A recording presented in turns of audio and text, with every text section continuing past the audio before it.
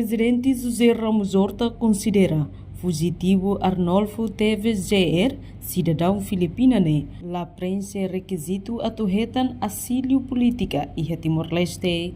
Se festado hatoli hirak ba jornalista sira relaciona o encontro internal ho secretário-geral de Justiça Rusi Filipina nebe realiza e hafulan hirak liwa tuir horta lolos assunto idane setor justiça e Timor-Leste makbele hatamba assunto tamba ho idane halo setor justiça lá com credibilidade tamba tinan oin Timor-Leste se adere ba Ásia. Mas bem, setor justiça e caso ida ao governo, membro Ásia ida, halo acusação, nebe liona, husi Interpol, no Interpol, halo mandado capturação. Mas bem, setor justiça Timor-Leste, mantém liu, no ida ne hatun credibilidade Timor-Leste, no foi impacto ba interesse nacional.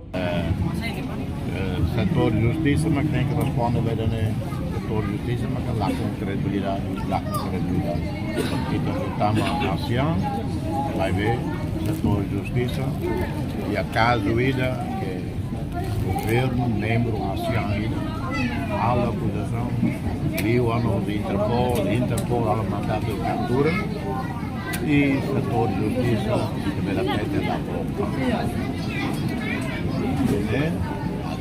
Timor-Leste tem credibilidade, impacto para o interesse nacional. Sempre responsável, presidente do Tribunal de Contas. Dia mas responsável, mas tem consequências, dia mas tem que explicar.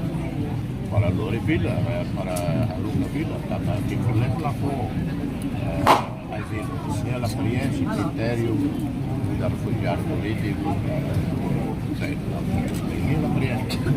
ela interessa por extradição e ela cumpre requisitos da lei de Timor-Leste. Da vara que é uma tanda de mais aeroporto, tama problema visa do Nisai. Agora é uma ideia que está no crime voto, mas a explicação é ela ia por extradição. Reportagem Sabina Sansa, Televisão Timor-Post. Janela informação ba emogoto. Atua tem informação atual dia clio. Kita haluha. Haneham botão subscribe, like. Halo comentário no faixa tutang ba media sosial hotu.